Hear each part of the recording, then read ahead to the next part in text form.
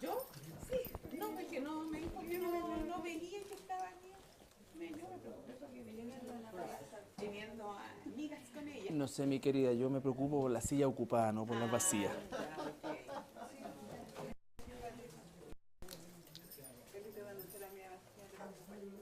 No, pues sí, hay una preocupación, pero después ya se suelta. Si esto es libre. Esto es libre.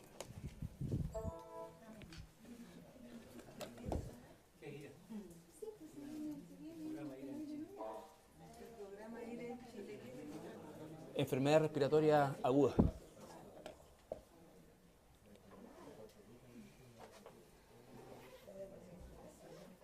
Enfermedad respiratoria aguda.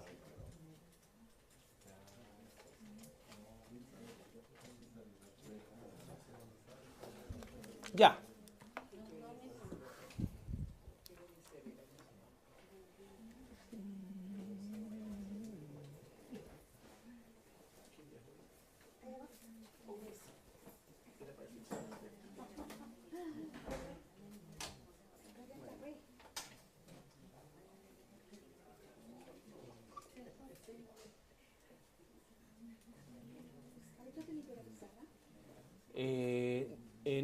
No importa, no solito. Sí, es que después me olvido lo que escribí. No, sí lo ven.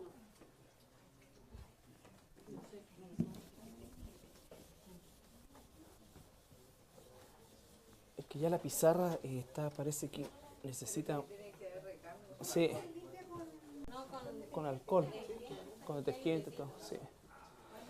Porque no, el borrador está nuevo. ¿Cuántos años tiene la pizarra que 5 años, 6 años.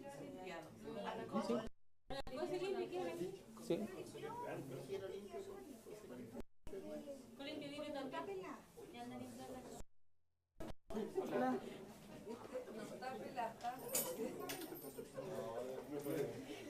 Ya. Buenas noches. Vamos a comenzar el estudio. Recuerden ustedes que vimos nosotros ya la semana pasada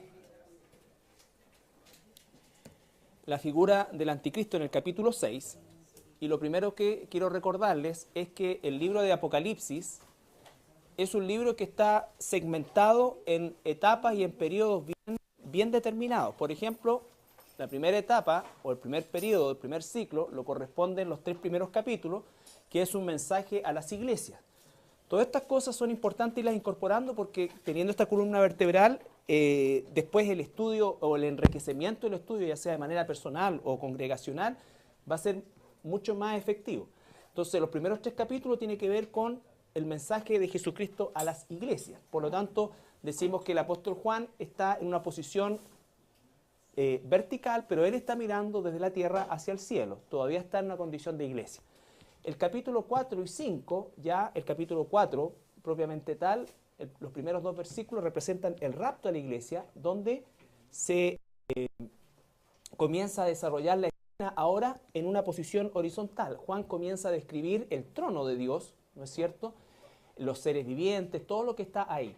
Ahora bien, en cuanto al tema de los seres vivientes, de los 24 ancianos y específicamente los seres vivientes, ustedes tienen que quedarse con lo que la Biblia logra revelar en relación a eso. Recuerden ustedes que Juan, la palabra ser viviente es una palabra genérica, que en griego significa zoos, que es algo vivo, nada más.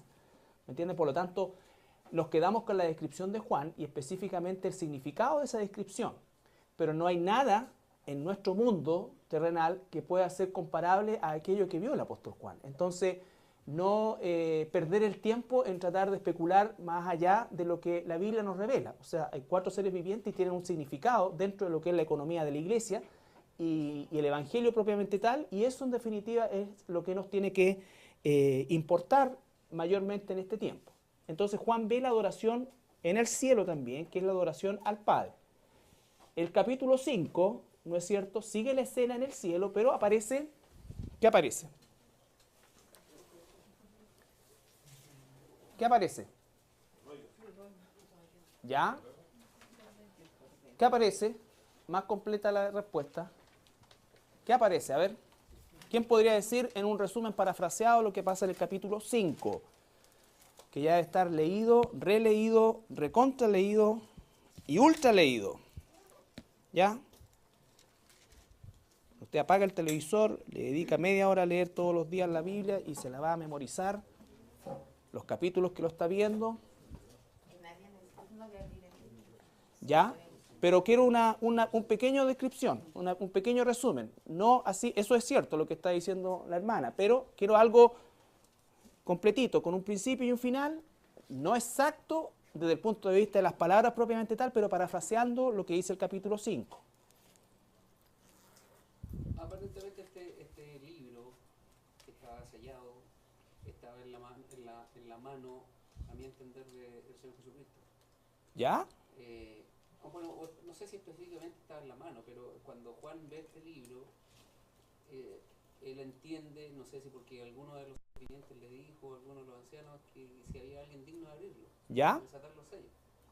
Y la pena que embarga a Juan era que no había nadie digno de abrir esos sellos. ¿Ya? Y uno de estos seres vivientes, uno de los 24 ancianos, le dice: tranquilo, aquí el Cordero, el León de la tribu de Judá, etc. Él es digno. Y termina todo este relato con la alabanza hacia el Cordero. Bien. Buen resumen. Hay un solo error en ese resumen. Uno solo. ¿No? El rollo está en la mano de Dios Padre, ¿no es cierto? Efectivamente está en la mano de Dios Padre.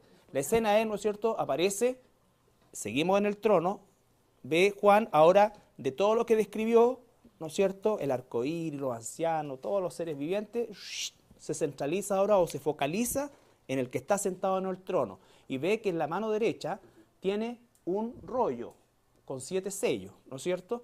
Y sale un ángel, pregunta: ¿quién es digno? Y aquí viene lo importante, ¿no es cierto?, que no se encontró a nadie digno. Eso echa por tierra cualquier personaje, cualquier cosa que las religiones quieran darle algún grado de dignidad respecto a Dios. No hay nadie digno. Juan miró para atrás, decíamos, ¿no es cierto?, y a lo mejor él dijo, bueno, Daniel, David, qué sé yo, personas que se le vinieron a la mente a él, para los patriarcas, pero no había nadie digno. Eso es fundamental, porque esto se traslada a la escena del Getsemaní, cuando Jesús le está sudando gotas de sangre, ¿no es cierto? Dice el Padre: si hay otra forma, pero no se haga mi voluntad sino la tuya. Y la respuesta es: no hay otra forma. Entonces todo esto se confirma justamente y lo vamos concatenando con los eventos de los evangelios. Y después que hace la pregunta el ángel, ¿no es cierto?, hay silencio, nadie responde, nadie es digno, y ahí justamente, como dice Cristian,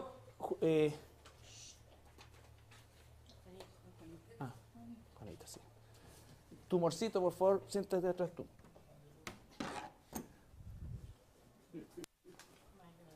Entonces, claro, ustedes le voy a decir porque yo tengo 7 días a la semana, 16 horas. Te retiene, si retiene así la pasadita. Hay que domarlo, bonito. Entonces, ve que existe esta adoración celestial, ¿no es cierto? Pero aparece la figura del Cordero. Del Cordero. Dice: vi como un cordero inmolado, ¿no es cierto? Inmolado. Y se recuerdan ahí palabras clave: cordero e inmolado. Son cosas que las hemos estado aprendiendo. La palabra cordero, habían 3 palabras para cordero, ¿no es cierto? Y la que usa ahí es la palabra arnión, que significa cordero para el sacrificio. Es decir, Jesús nació para ser sacrificado. Él es el Cordero de Dios que quita el pecado del mundo, tal como Juan, ¿no es cierto?, lo ve en el Evangelio de Juan. Juan el Bautista lo ve en el Evangelio de Juan, ¿no es cierto? Dice: he ahí el Cordero de Dios que quita el pecado del mundo. Y la palabra inmolado, que es la palabra en griego. Claro, pero ¿cuál es la palabra? Espato, ¿no es cierto? Que significa una muerte violenta, pero con ensañamiento. A diferencia de los corderos sacrificiales, que eran los corderitos, ¿no es cierto?, que se criaban específicamente para el sacrificio, ¿ya? Los corderitos no los llevaban a chuleta al propiciatorio, ¿no es cierto? En cambio, en el caso de Jesús, lo molieron antes, ¿no es cierto?, lo golpearon, lo escupieron, lo humillaron, todo eso hace la diferencia, y por eso que se usa esta palabra espato, que en definitiva es justamente una muerte violenta, pero con ensañamiento. ¿Ya? Con ensañamiento. Y ese cordero es de tomar el rollo y de comenzar a abrir los sellos, ¿no es cierto? Ahora, recuerden ustedes que Juan tiene aproximadamente 90 años, ¿no es cierto? Él, cuando ve la escena del cordero inmolado, está viendo una escena en retrospectiva, algo que él vivió, porque Juan estuvo a los pies de la cruz, él vio a Jesús, ¿no es cierto?, cuando estuvo crucificado. Se calcula que Juan tendría unos 25 años, por lo tanto estamos hablando prácticamente casi 40 años para atrás, eso había sucedido. Y recuerden que esto ocurrió, ¿no es cierto?, cuando Jesús muere, resucita, se aparece a María Magdalena, y María Magdalena lo va a abrazar, y él le dice, no, todavía no lo hagas porque no he subido al Padre. Es ahí cuando se presenta como cordero inmolado, ¿no es cierto? Porque cuando después lo vemos en Mateo 28, él dice, ahora toda potestad me es dada en el cielo y en la tierra. Él subió como cordero, se ofreció, subió, entregó el sacrificio, tomó ese rollo en ese momento, pero no lo empieza a desatar sino hasta 2000 años después, y de hecho todavía no lo rompe. ¿Estamos? Ya. Entonces, capítulo 2, capítulo 1, 2 y 3, Iglesia, capítulo 4 y 5, perdón. Ah, ¿pasa ahí o no? Sí, porque para atrás no mucho. Ya. Venga. Ya. Ahí hay una sillita, ¿no?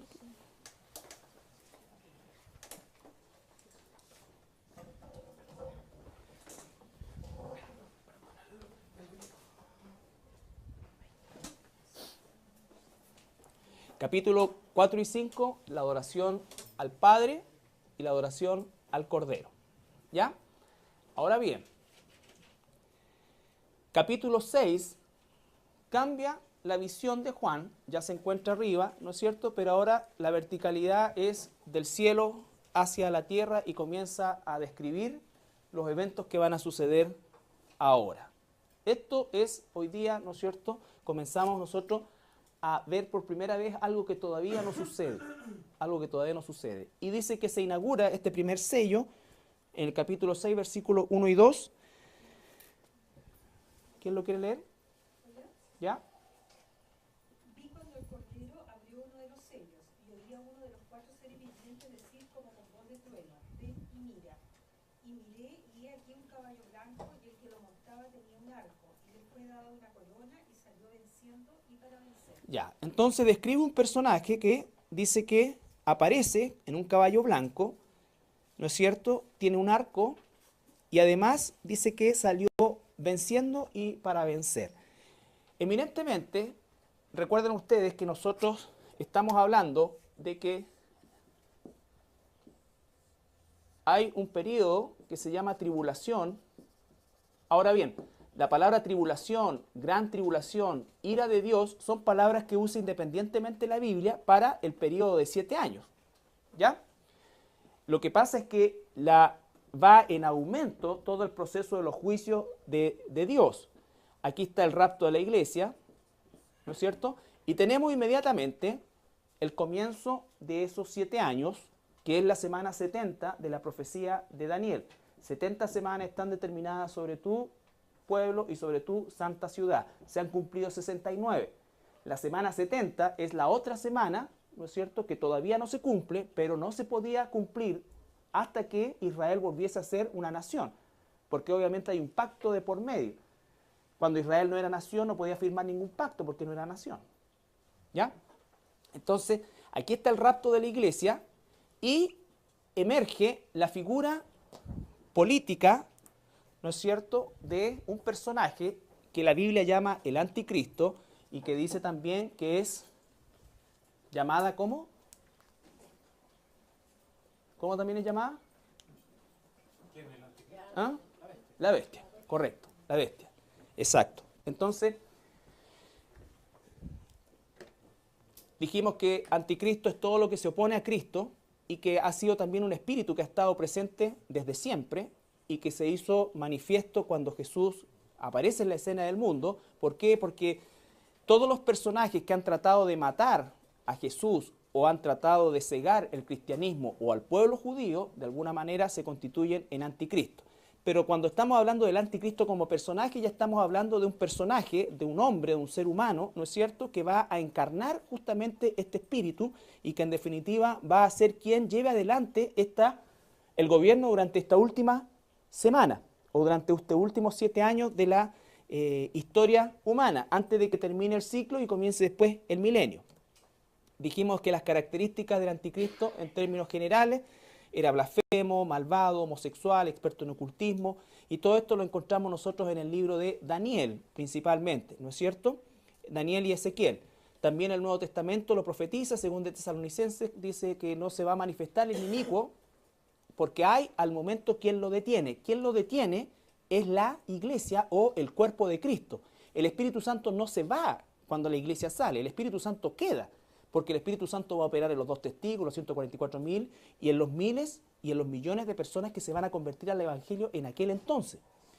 Pero sí sale en la forma de la iglesia. La iglesia sale. En la iglesia mora el Espíritu Santo, por supuesto. Pero el Espíritu Santo no se va. ¿Ya? El Espíritu Santo no se va. Por eso dice que lo que lo detiene es el cuerpo de Cristo. Él es la cabeza, la iglesia es su cuerpo. Y hablamos del sueño de Daniel, de la bestia, ¿recuerdan? Una que parecía, vamos a ver aquí mejor.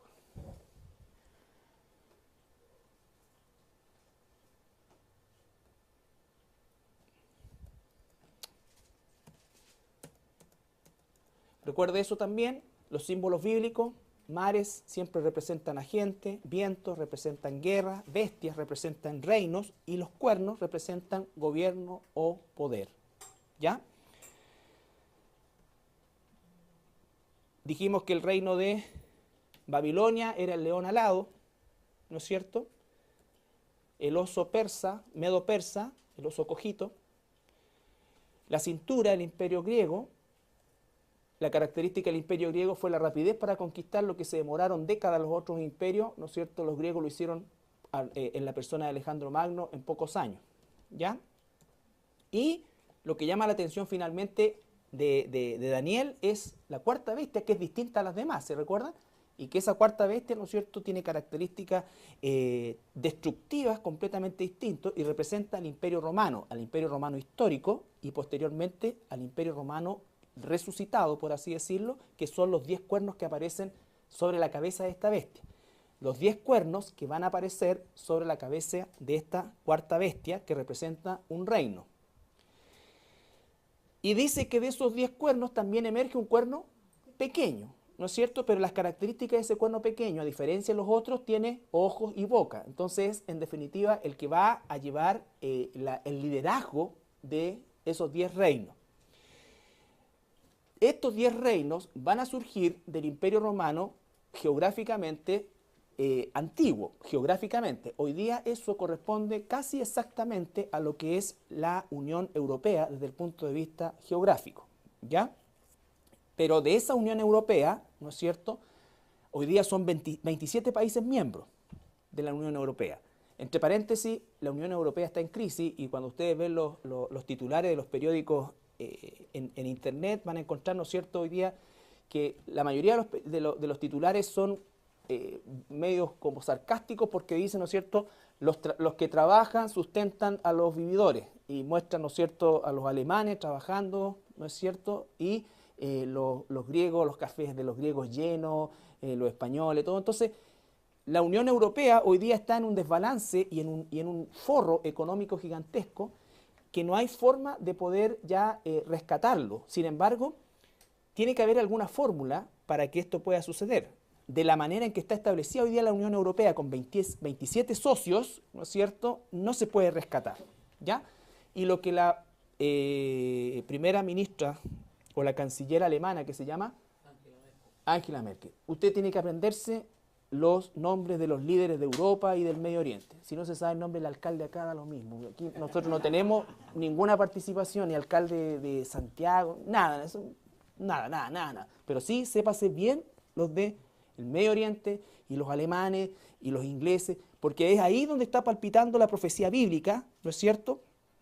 Y es ahí donde se van a estar sucediendo las cosas que estamos estudiando. Entonces, esta canciller, piensen ustedes que Alemania hoy día es el poder económico más importante de Europa. Y Alemania, hace no más de 70 años, quedó completamente en la ruina. Completamente en la ruina, devastado después de la Segunda Guerra Mundial. 2 guerras, primera y segunda. Entonces, vemos que emerge Alemania y la propuesta de la canciller Merkel es una figura nueva de la Unión Europea, que se llame una federación europea. Entonces, el concepto de federación significa que se van a agrupar bloques. Y adivinen cuántos bloques. 10 bloques. 10 bloques. ¿No es cierto? Y eso va a ir de la mano con algo que es una noticia que nosotros recibimos hace un par de días, que no es una sorpresa para los, o no debería ser una sorpresa para nosotros, la renuncia del Papa, ¿no es cierto? Ratzinger, que tiene raíces judías, entre paréntesis, él renunció. Imagínense eso a la luz de sus propias leyes, es como una cosa totalmente extraña, es como que le presentan en el sistema de ellos. Pues, si este es el vicario de Cristo, este le está renunciando a Cristo. O sea, ¿cómo explica eso la gente? No lo sé, pero el tema es que renuncia. Pero ¿qué es lo que representaba este Papa?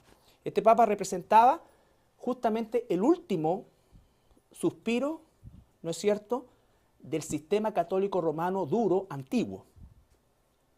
Recuerden que este quería volver a instituir las misas en latín, toda esta cosa. ¿Qué va a pasar entonces? Va a venir con toda certeza un Papa de características liberales y van a seguramente a llegar a un tercer concilio vaticano. Han habido 2. El concilio Vaticano II, que fue el año 65, que empezó Juan XXIII y terminó Pablo VI. Ese concilio vaticano provocó un tremendo cambio en la visión romana de lo que es el mundo en general. Aparece el sistema del ecumenismo, aparece todas estas cosas así, que es en definitiva lo que se ha ido desarrollando hasta ahora. Todo eso es satánico, por supuesto, pero estamos contando cómo es la historia. ¿Qué es lo que tiene que suceder ahora para que emerja la figura del falso profeta? Que es algo que vamos a estudiar aparte. Van simultáneos, pero vamos a estudiarlo aparte. Tiene que haber, en primer lugar, una desaparición de las figuras, ¿no es cierto?, relevante desde el punto de vista, o sea, tiene que haber una horizontalización de la religión. Hoy día el ecumenismo consiste en que el catolicismo romano acepta religiones siempre que consideren algunas cosas que para el católico es importante. El ecumenismo no es que el católico se adapte a las religiones. El ecumenismo hoy día es que las religiones se adapten al catolicismo. Eso es el ecumenismo. Por lo tanto, es una situación totalmente dispar el día de hoy. Lo que tiene que suceder es, efectivamente, que se derrumbe ese sistema. Este Papa liberal va a hacer que los curas se casen, ¿no es cierto? Va a permitir el homosexualismo dentro del clero y se va a abrir todo eso que al principio va a ser una sorpresa y todo, pero después, como todas las cosas, se va a acomodar y va a pasar que muchos que se dicen católicos principalmente y que a lo mejor lo son, van a decir ¿qué cosa? Por fin la iglesia escuchó al pueblo y se modernizó. No se van a acercar necesariamente al Señor, se van a aferrar a esa religión transformada. Pero una vez que esta religión transformada, ¿no es cierto?, definitivamente desaparezca su estructura, no su espíritu, su estructura, y se horizontalice, entonces de esa horizontalización de todas las religiones del mundo, sin duda alguna va a emerger la figura del falso profeta. ¿Qué es lo que se piensa en Europa? El Vaticano es un Estado europeo, pero no participa de la Unión Europea y además no paga ningún impuesto ni es partícipe de ninguna de las cargas económicas que se le colocan a los 27 miembros socios de la Unión Europea. Lo que más se le critica al Vaticano es el exceso de riqueza que tiene, ¿no es cierto?, y no hace nada con eso.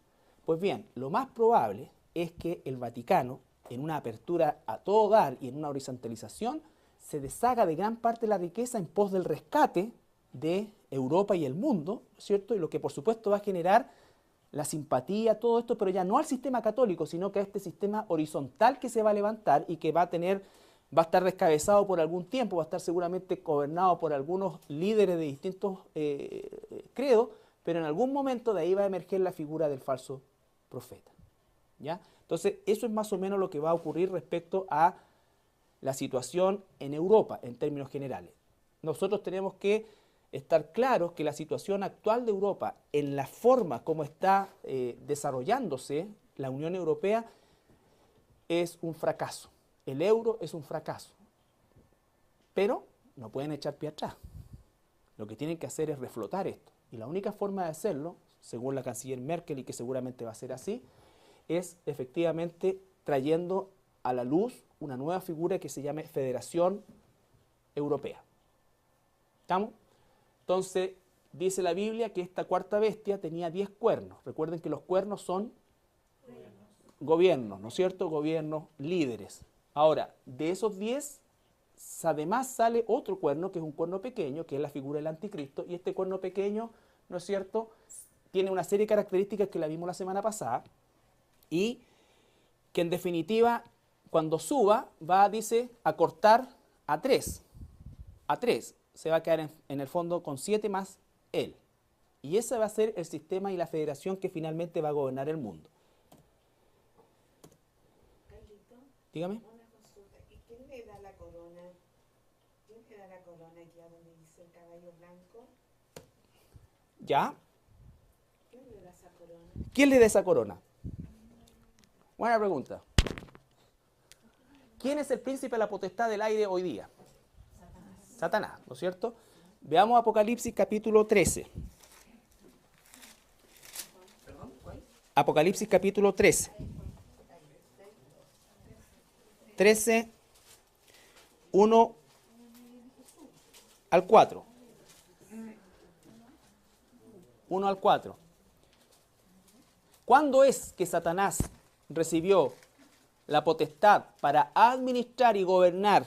Porque no es dueño él, pero él tiene el derecho legal de administrar este mundo. ¿Cuándo lo ganó? En el huerto del Edén, ¿no es cierto?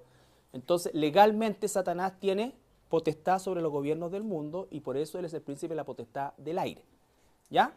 Ese derecho legal se lo entregaron Adán y Eva.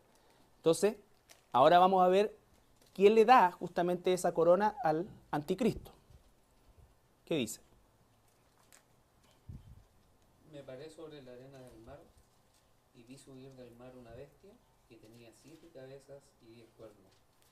Y en sus cuernos 10 diademas. Pausa. Recuerden que van a quedar 7, ¿no es cierto? Ya. Avanzamos al capítulo 13. Entonces, saltamos un par de capítulos solamente para ver quién le da el poder a la bestia. Después vamos a volver. Y sobre sus cabezas un nombre blasfemo. Y la bestia que vi era semejante a un leopardo, y sus pies como de oso, y su boca como boca de león. Ahí entonces está agrupando todos los imperios anteriores. Y el dragón le dio su poder y su trono y grande autoridad. Ahí está. ¿Quién es el dragón? Satanás. Satanás, la serpiente antigua. Obviamente, no va a haber un dragón que le va a pasar la corona. El dragón va a usar, como cuando nosotros decimos, por ejemplo, ¿quién crucificó a Jesús?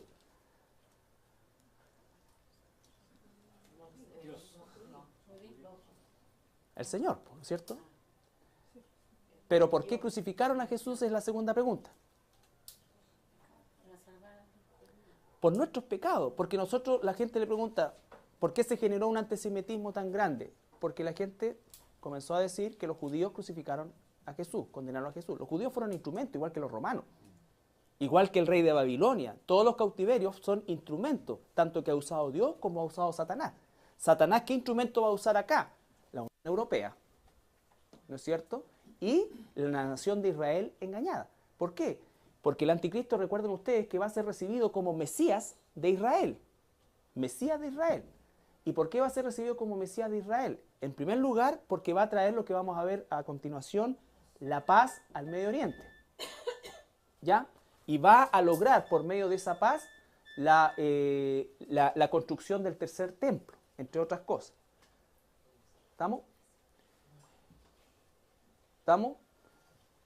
Entonces, concéntrense, los cuernos son poderes, son reyes, son poderes propiamente tal, ¿no es cierto? Emergen 10 primero, pero después quedan 7. Esos 7 aparecen después en el capítulo 13 como cabeza.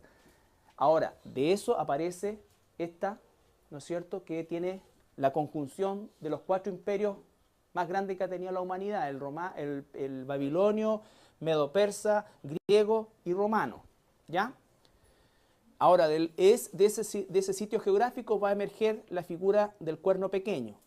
Para que Israel lo reciba como Mesías, tiene que necesariamente ser judío. Israel jamás va a recibir como Mesías a alguien que no sea judío. Y ojo, en algunas oportunidades se dice que puede ser de la tribu, hay algunos autores que pueden decir que dicen que puede ser de la tribu de Dan o de Efraín, desde el punto de vista que fueron 2 tribus blasfemas, ya que no aparecen nombradas después de los 144.000, pero no puede ser así, tiene que ser judío porque los judíos saben perfectamente que del trono de David, que es la casa de Judá, es que tiene que provenir el Mesías. Por lo tanto, tiene que ser judío, o sea, israelita de la tribu de Judá, correcto. Lo mismo cuando veamos la figura del falso profeta, va a ser un israelita de la tribu de Leví, porque es la única persona o es la única tribu que tenía acceso a los sacrificios del templo. Entonces todo esto es fundamental entenderlo y recalcarlo, ¿ya? Entonces, esta bestia que emerge dice que aparece como un caballo blanco, no va a aparecer como líder mundial inmediatamente, o sea, no es que salió la iglesia y apareció al tiro el anticristo. O sea, emerge la figura de este político que poco a poco va a ir ganando prestigio, apoyo, va a lograr cosas que no logró ningún gobernante en toda la historia de la humanidad, y vamos a llegar a esta mitad de los 3 años y medio cuando recibe el poder del dragón. Ya vamos a ver eso también. Pero, ¿cómo es que va a hacerse este hombre de esa fama? Por medio del famoso pacto de paz en el Medio Oriente. Cuando en el mundo hoy día se habla de paz, nadie mira para acá. A nadie le interesa si vamos a pelear con los peruanos, si las 12 millas, ni la Haya, eso, métanselo en la cabeza. No contamos para nada desde ese punto de vista. Y por un lado, mejor. ¿Ya? Pero no contamos para nada. No hay nada aquí, no, a nadie le importa. Cuando el mundo, los que mueven los hilos del mundo, piensan en paz, piensan en el Medio Oriente. ¿Ya? ¿Por qué? Porque el 80% de la producción del petróleo del mundo está ahí. Y sin petróleo el mundo no se mueve. Olvídense los autos eléctricos, ecológicos. Jamás va a suceder eso. Jamás. Jamás. Todo está absolutamente comprometido con petróleo. Así que la cuestión es verde y los sellos verdes. Olvídense de paneles solares. Todo, olvídense. Son esfuerzos aislados. Jamás van a ser políticas gubernamentales. Jamás. ¿Ya? Ni el auto a gas, no. Esa es la realidad, hermano. El mundo cree que va a algo mejor. Nosotros sabemos que no va a ser así. Entonces, ¿qué es lo que sucede? El 80% del petróleo está ahí, por lo tanto se necesita urgentemente que exista paz. ¿Por qué? Porque si en el desorden habitual que tiene el Medio Oriente, ¿no es cierto? Porque es un desorden desde el punto de vista gubernamental, ¿ya? Ocurra un grado de estabilidad, va a garantizar el buen funcionamiento de la economía del mundo. ¿Ya? Entonces, ¿qué es lo que se hace? Daniel 9:27 habla de la semana 70, ¿no es cierto? Dice, y por otra semana, busquen Daniel 9:27. Después de describir 70 semanas están determinadas sobre tu pueblo y sobre tu santa ciudad. Por lo tanto, concierne única y exclusivamente a la nación de Israel, a la nación de Israel. Nosotros tenemos que saber que el anticristo no puede aparecer mientras está la iglesia. ¿Por qué no puede aparecer mientras está la iglesia? Porque la iglesia es la que está frenando, Está frenando y las puertas del infierno no van a prevalecer nunca sobre la iglesia. Dice que la iglesia tiene el poder de hollar serpientes, de esto, de acá, de allá. Por lo tanto, la acción del anticristo se vería limitada y podría hasta ser anulada. Claro, ¿me entiendes? Entonces, tiene que salir la iglesia, Y esto, no existe, créanme, no existe principio ni la idea de un rapto de la iglesia en otro periodo que no sea previo. Por eso es que la palabra metatauta del capítulo 4 de Apocalipsis es tan importante. Se terminó este periodo y comienza otro. Y este periodo se tiene que haber terminado completamente para que recién pueda empezar el otro. No pueden existir vestigios de este. ¿Ya? Entonces, ese concepto de metatauta es fundamental. ¿Por qué? Porque vamos a ver que el anticristo sí va a prevalecer. De hecho, va a prevalecer sobre el pueblo de Dios, que en ese entonces va a ser principalmente la nación de Israel. ¿Ya? Y aquí se empieza a cumplir la semana 70 que dice ahí. Y por otra semana confirmará el pacto con muchos, dice. Por otra semana confirmará el pacto con muchos. A la mitad de la semana hará cesar el sacrificio y la ofrenda. Después, con la muchedumbre de las abominaciones, vendrá el desolador, hasta que venga la consumación y lo que está determinado se derrame sobre el desolador. Eso, ¿no es cierto? Entonces dice, a la mitad de la semana va a romper este pacto. Vamos a ver más específicamente la próxima semana cómo es que se rompe ese pacto, ¿ya? Pero inicialmente, este hombre de origen israelita, de la tribu de Judá, emerge como una figura política prominente que comienza a sentar las bases para el reordenamiento del mundo. Porque después del rapto, a los instantes después del rapto, ¿cuál va a ser la condición del mundo? Caos absoluto, confusión, caos todo. A poco andar, muy bien, ¿no es cierto? A poco andar, la explicación más lógica es la que dice el hermano acá, que los extraterrestres, ¿por qué? Porque si usted analiza las teorías actuales del origen del ser humano, ya la teoría de la evolución, no sé por qué la enseñan en la escuela, porque ya nadie la pesca en los países desarrollados, o sea, ya todo el mundo sabe que es imposible. ¿Ya? El concepto de la evolución es absolutamente imposible. Le aplican las leyes de las probabilidades y es tan imposible que resulta, es tan improbable que resulta imposible. Por lo tanto, ¿qué es lo que hoy día se postula? El hecho de que la Tierra fue, por así decirlo, se trajeron, los extraterrestres formaron nuestra raza, ¿no es cierto?, de alguna manera, ¿ya? Y que en definitiva ellos nos dejaron libres un tiempo, estoy repitiendo o parafraseando lo que dicen hoy día, ¿no es cierto?, los pensamientos, y acuérdense que lo que los satanistas y los de la nueva era están esperando es que se manifieste la famosa era de Acuario. Y la era de Acuario es vive la vida loca. Entonces, ¿qué es lo que está pasando? Van a decir, los extraterrestres se llevaron a todas estas personas. Y se llevaron a estas personas porque estas personas se oponían a que el hombre pudiera ser libre y alcanzar a transformarse en un dios. Entonces, dos homosexuales que viven en el tercer piso de un edificio van a decir, oye, de veras, po, si la viejita del segundo piso era la que todos los días decía, por favor, niño, arrepiéntase, que nos tiraba por abajo, ¿te acordás que nos tiraba papelitos por abajo con tratados y cuestiones? Se la llevaron, ya ahora podemos vivir nuestro amor libre. Ese es el tipo de persona.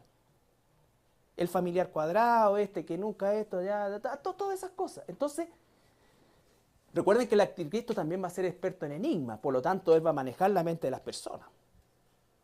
Va a manejar la mente de las personas. Entonces, esa va a ser lo que se va a tragar la humanidad que va a ir a perdición. La humanidad que va a ser finalmente rescatada y que va a dar su vida, ¿no es cierto?, por esa salvación, no se va a tragar eso. ¿Ya? Y va a darse cuenta y va a acordarse de que ese es el rapto, de que efectivamente esto lo aprendió en la iglesia, o por lo menos lo escuchó en alguna parte. ¿Ya? Entonces, por eso es tan importante estudiar esto, porque estos son los eventos que quedan por suceder, aunque nosotros no los vivamos, deben sentar las bases de la razón por la cual nosotros vivimos en santidad en este periodo. En este periodo. O sea, nosotros vamos a estar arriba viendo esto. Ven y mira, le dice el ángel a Juan, el ser viviente, perdón, y comienzan a suceder estas cosas. Entonces, dice que se firma un tratado. Ese tratado, ¿no es cierto?, ya existe. Se le han hecho modificaciones, se le han agregado cosas, se le han quitado cosas, pero ya existe. Y es lo que se llama la famosa hoja de ruta, que el año 1993 salió a la luz, ¿no es cierto?, en la conferencia que tuvieron Isaac Rabin y Yasser Arafat, Rabin por parte de Israel, Arafat por parte de la OLP, hoy día no existe ninguno de los dos, ¿no es cierto?, y con Bill Clinton, ¿no es cierto?, quienes dieron comienzo a esta famosa hoja de ruta y el proceso de paz. Han pasado más de 20 años desde ese, o casi 20 años desde esa reunión, y han habido prominentes líderes mundiales, ¿no es cierto?, y bloques que han tratado de hacer que se firme ese tratado de paz. ¿Ya? Obviamente eso no se ha logrado, y no se va a lograr porque el que lo va a lograr es la figura del anticristo. Cuando logre ese tratado de paz, va a permitir, ¿no es cierto?, que los judíos reconstruyan su templo, ¿no es cierto?, va a permitir que se reanuden los sacrificios. Hoy día en Israel existe una institución, bueno, no hoy día, hace varios años ya existe una institución que se llama el Instituto Templo.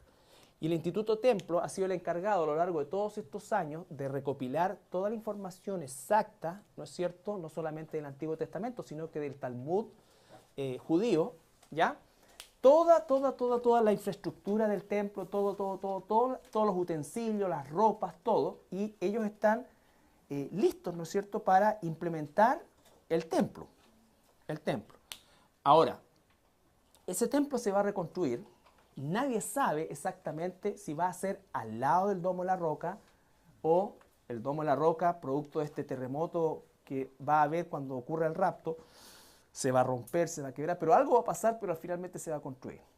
Y esa es la gracia del anticristo, que va a dejarlos en paz a judíos y a musulmanes, ¿no es cierto?, en la reconstrucción del templo. Entonces, ¿cómo es que lo ve el Señor este pacto? Isaías 28, 14 al 19. Ese es un pacto de paz. Ese pacto no podía existir hasta que no existiera Israel como nación. Y no se va a firmar por ningún líder de esta época. Se va a firmar patrocinado por la figura del anticristo. Por la figura del anticristo.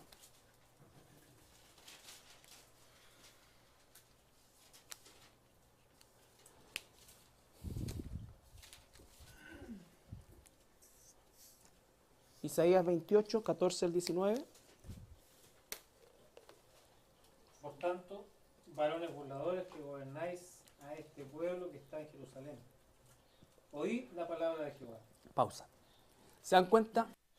Se circunscribe inmediatamente a una zona geográfica y a los varones burladores, o sea, aquellos que están en definitiva en contra de Dios, pero que están gobernando Jerusalén. Por cuanto habéis dicho, pacto tenemos hecho con la muerte, e hicimos convenio con el Seol. Cuando pase el turbión del azote, no llegará a nosotros, porque hemos puesto nuestro refugio en la mentira, y en la falsedad nos esconderemos. Por tanto, Jehová el Señor dice así: he aquí que yo he puesto en Sion por fundamento una piedra, piedra probada, angular, preciosa, de cimiento estable. El que creyere no se apresure, y ajustaré el juicio a cordel y a nivel la justicia, y granizo barrerá el refugio de la mentira, y aguas arrollarán el escondrijo. Y será anulado vuestro pacto con la muerte, y vuestro convenio con el Seol no será firme. Cuando pase el turbión del azote, seréis de él pisoteados. Luego que comience a pasar, él os arrebatará, porque de mañana en mañana pasará, de día y de noche, y será ciertamente espanto el entender lo oído. ¿Ya? Entonces dice que ese pacto para Dios es el pacto con la muerte. Israel cree que hace un pacto de paz, pero a los ojos de Dios es un pacto con la muerte, un pacto con el infierno. ¿Ya? Y ese pacto no va a ser fuerte, va a ser débil, se va a quebrantar. ¿Ya? Los burladores, los que se burlan de Dios, ¿no es cierto? Burlarse de Dios no es burlarse de Dios es no hacer caso a Dios. es tratar de no pasar por encima de lo que él dice, de su palabra. Entonces la nación de Israel ha pasado por encima durante 2000 años de la figura mesiánica de Jesús. Por eso es que dice que puso en Jerusalén la piedra angular, que es Jesucristo, ¿no es cierto? Pero está rechazada y ellos prefieren hacer ¿qué cosa? Un pacto con los palestinos, y ese se llama el pacto de la muerte. ¿Ya? No va a prevalecer. Primera Tesalonicenses 5, 1 al 3.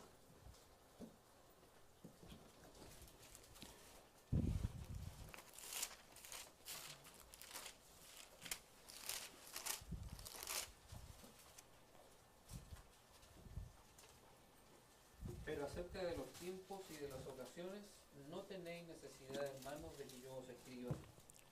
Porque vosotros sabéis perfectamente que el día del Señor vendrá así como ladrón en la noche.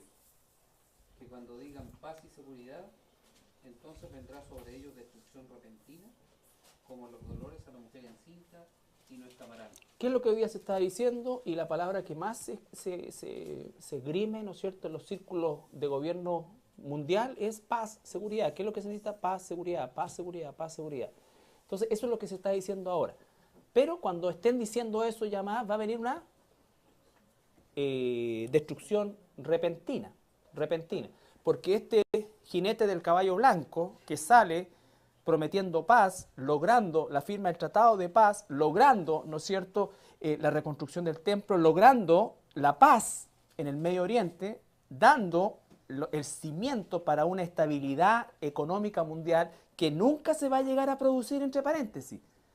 Nunca jamás el mundo va a volver a tener estabilidad económica.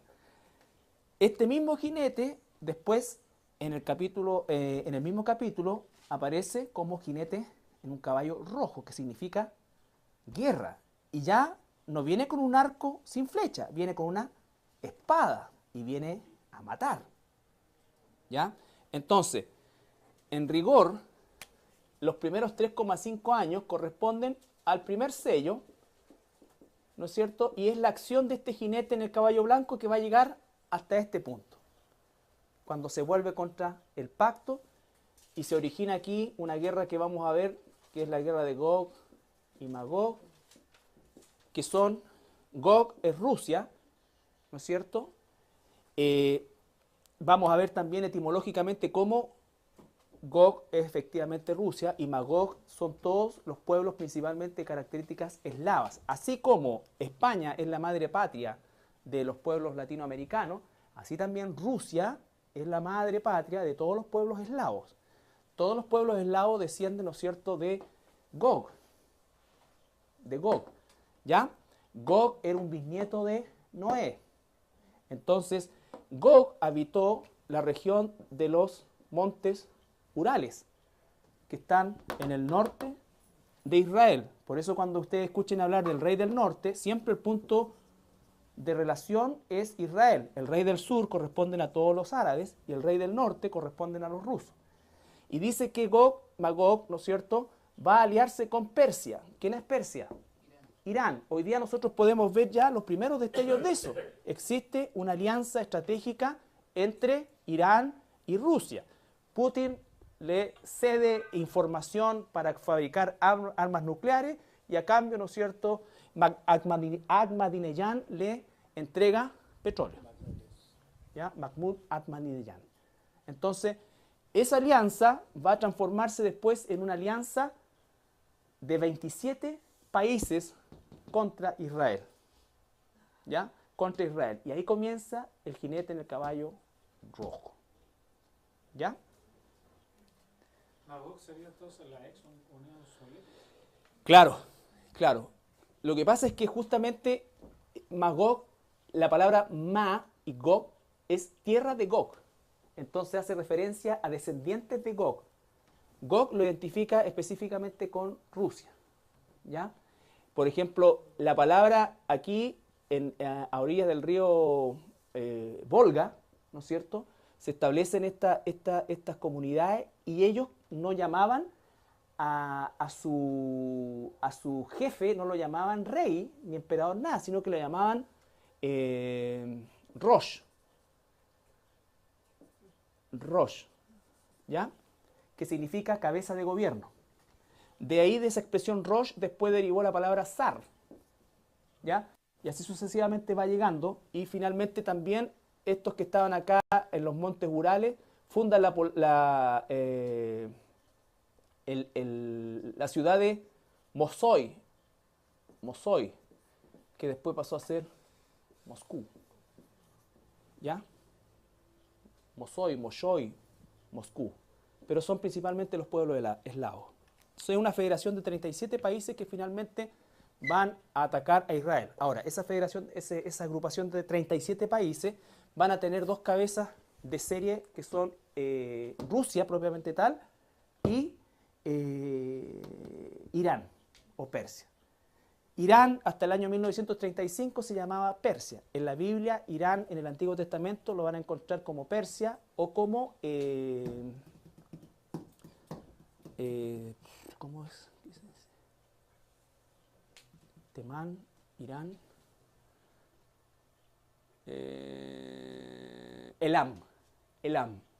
Cuando la Biblia dice, ¿no es cierto?, que se quebrará el arco de Elam, ¿no es cierto?, está hablando de que efectivamente esa bomba nuclear que están fabricando, dice la Biblia, que va a explotar en su propio territorio. Bueno, pero eso lo vamos a ver en el jinete del caballo rojo. ¿Qué es lo importante? Jinete del caballo blanco, un judío, un israelita de tribu judía, que va a traer paz o que va a lograr que se firme ese tratado de paz. Por eso dice Daniel 9:27 que confirmará el pacto. Él no creará un pacto, él va a confirmar lo que ya existe. Va a lograr que judíos, el representante de Israel, el representante de la organización palestina, de turno, ¿no es cierto?, firmen ese tratado, se genere un sistema de paz donde exista la posibilidad de la reconstrucción del tercer templo y a la vez, ¿no es cierto?, este gobernante va a ir poco a poco ganando terreno hasta que va a recibir esa corona, ¿no es cierto?, en la cual se va a entronizar a la mitad de la semana 70. Pastor, Dígame. uno haciendo un poco de historia, uno entiende que las 10 tribus del norte fueron dispersas y nunca más volvieron a reunirse, ¿no es verdad? Y son las que de alguna manera empezaron a llegar al resto de la tierra. Sí. No obstante, las dos tribus del sur, Benjamín y Judá, ellos sí pudieron volver y reconstruir los muros, hacer con Esdras, Nehemías, y que son los que seguramente hoy en día tienen el control del gobierno y de las decisiones en Israel.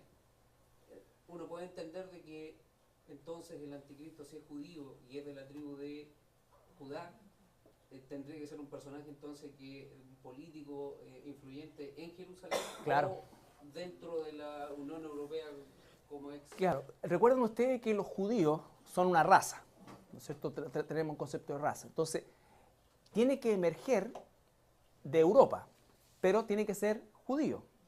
Y obviamente los judíos que regresaron a Israel se les llama a todos prácticamente los ashkenitas, que son los judíos, ¿no es cierto?, de característica del norte de Europa, los polacos, ¿no es cierto? Todo, entonces tiene que ser europeo, porque los judíos que se vinieron para este lado del mundo son los sefarditas. Entonces no puede ser de este lado del mundo, tiene que ser de allá de Europa. O sea, ni para anticristo nos da aquí en Latinoamérica. Ni eso nos tocó en la repartija de las actividades del mundo. Entonces, tiene que ser europeo, tal como dices tú. Y obviamente es un personaje que a lo mejor hasta este entonces existe, ¿no es cierto? Y tiene un bajo perfil. Pero en algún momento se va a manifestar. Eso es importante, porque el seguimiento del anticristo es una manifestación gradual. No sale y al tiro coronado, ¿no? Sino que él sale y comienza a ganar confianza, comienza a ganar alianza. Recuerda que va a haber un caos tan grande, ¿no es cierto?, que van a necesitar un liderazgo que comience a ordenar esto, a darles esperanza al mundo. Y eso es lo que va a hacer la figura del anticristo. Pero efectivamente tiene que ser alguien que tenga un peso político también en Israel. Porque los judíos son infinitamente celosos de todas las cosas que puedan venir y que influyan en sus políticas.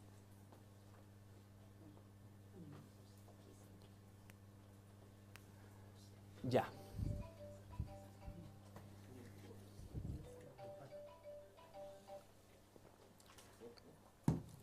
Ya, estamos.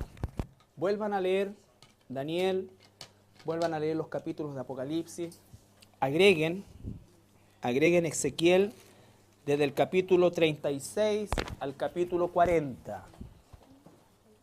Agreguen Ezequiel del capítulo 36 al capítulo 40. Ahí vamos a ver nosotros principalmente la famosa guerra de Gog y Magog, ¿no es cierto?, que se va a desarrollar en el tiempo del caballo blanco, que se va a ir poco a poco transformando en un caballo rojo. Dígame. Espíritu Santo. ¿Por qué piensas tú que se va a quedar? ¿O por qué piensas que no se va mejor?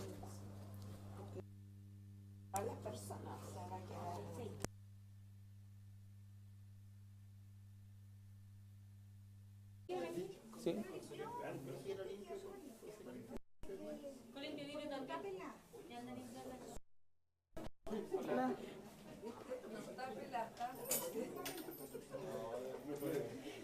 Ya. Buenas noches. Vamos a comenzar el estudio. Recuerden ustedes que vimos nosotros ya la semana pasada la figura del anticristo en el capítulo 6, y lo primero que quiero recordarles es que el libro de Apocalipsis es un libro que está segmentado en etapas y en periodos bien determinados. Por ejemplo, la primera etapa o el primer periodo, el primer ciclo, lo corresponden los 3 primeros capítulos, que es un mensaje a las iglesias. Todas estas cosas son importantes irlas incorporando porque teniendo esta columna vertebral, después el estudio o el enriquecimiento del estudio, ya sea de manera personal o congregacional, va a ser mucho más efectivo.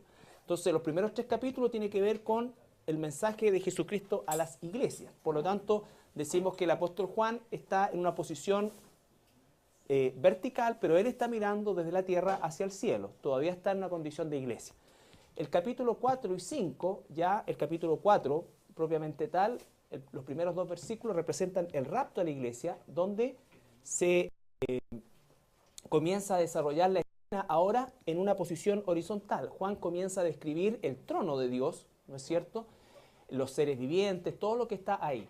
Ahora bien, en cuanto al tema de los seres vivientes, de los 24 ancianos y específicamente los seres vivientes, ustedes tienen que quedarse con lo que la Biblia logra revelar en relación a eso. Recuerden ustedes que Juan, la palabra ser viviente es una palabra genérica, que en griego significa zoos, que es algo vivo, nada más. ¿Me entienden? Por lo tanto, nos quedamos con la descripción de Juan y específicamente el significado de esa descripción. Pero no hay nada en nuestro mundo terrenal que pueda ser comparable a aquello que vio el apóstol Juan. Entonces, no perder el tiempo en tratar de especular más allá de lo que la Biblia nos revela. O sea, hay 4 seres vivientes y tienen un significado dentro de lo que es la economía de la iglesia y el evangelio propiamente tal, y eso en definitiva es lo que nos tiene que importar mayormente en este tiempo. Entonces Juan ve la adoración en el cielo también, que es la adoración al Padre. El capítulo 5, ¿no es cierto?, sigue la escena en el cielo, pero aparece, ¿qué aparece? ¿Qué aparece? ¿Ya? ¿Qué aparece?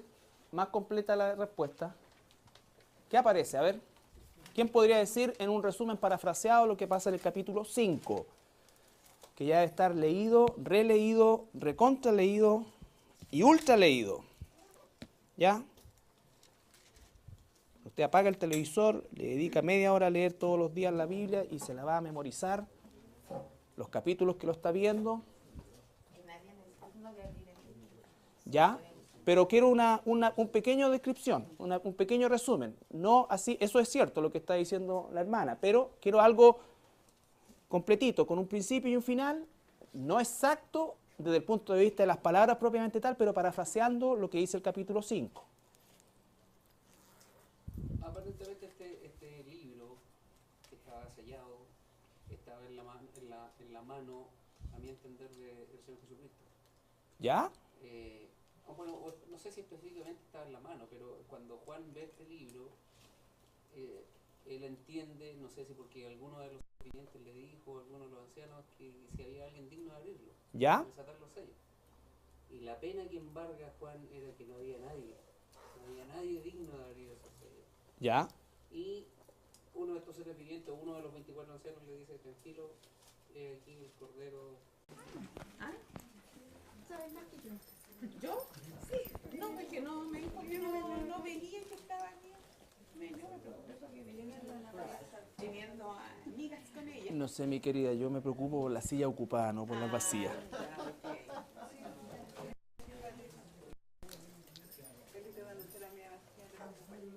No, pues sí, hay una preocupación, pero después ya se suelta.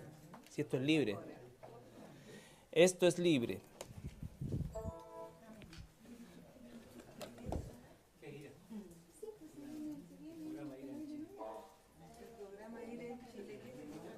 Enfermedad respiratoria aguda.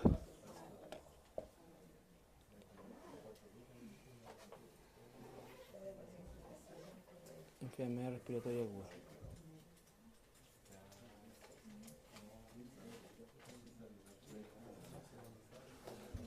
Ya.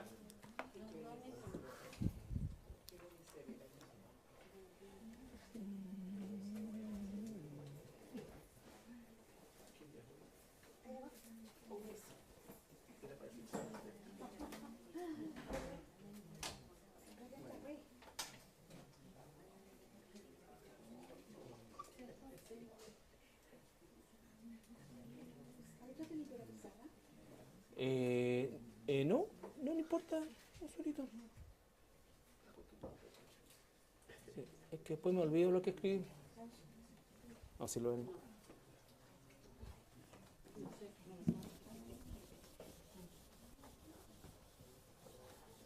Es que ya la pizarra está, parece que necesita. Sí, con alcohol, con detergente, todo, sí. Porque no, el borrador está nuevo. ¿Cuántos años tiene la pizarra que 5 años, 6 años. 5. Hay que domarlo, bonito. Entonces, ve que existe esta adoración celestial, ¿no es cierto? Pero aparece la figura del cordero. Del cordero. Dice, vi como un cordero inmolado, ¿no es cierto? Inmolado. Y se recuerdan ahí palabras clave, cordero e inmolado. Son cosas que las hemos estado aprendiendo. La palabra cordero, habían 3 palabras para cordero, ¿no es cierto? Y la que usa ahí es la palabra arnión, que significa cordero para el sacrificio. Es decir, Jesús nació para ser sacrificado. Él es el Cordero de Dios que quita el pecado del mundo, tal como Juan, ¿no es cierto?, lo ve en el Evangelio de Juan. Juan el Bautista lo ve en el Evangelio de Juan, ¿no es cierto? Dice, he ahí el Cordero de Dios que quita el pecado del mundo. Y la palabra inmolado, que es la palabra en griego. Claro, pero ¿cuál es la palabra? Espato, ¿no es cierto? Que significa una muerte violenta, pero con ensañamiento. A diferencia de los corderos sacrificiales, que eran los corderitos, ¿no es cierto?, que se criaban específicamente para el sacrificio, ¿ya? Los corderitos no los llevaban a chuleta al propiciatorio, ¿no es cierto?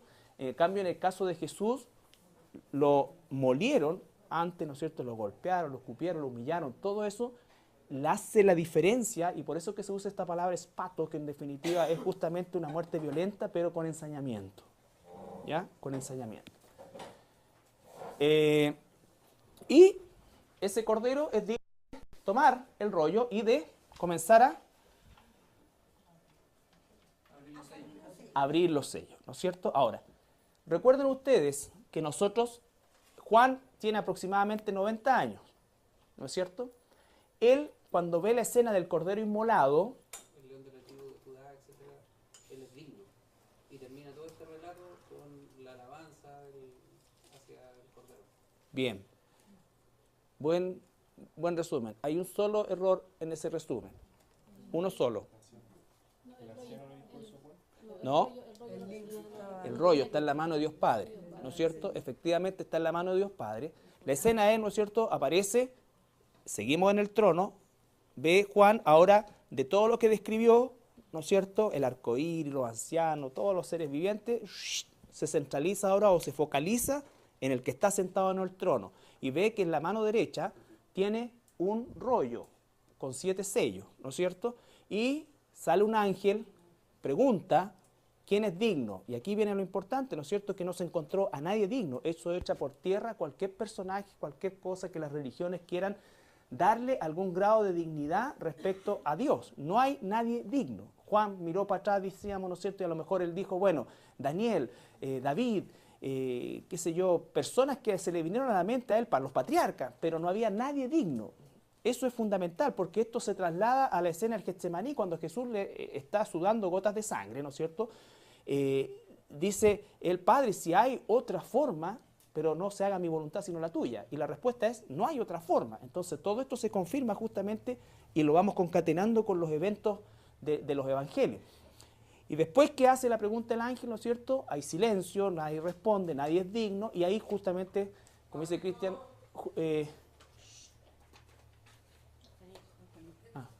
Juanita, sí. Tumorcito, por favor, siéntate atrás tú.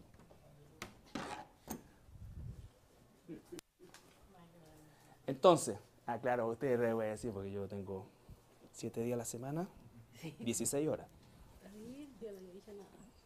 Te retiene, si retiene así la pasadita.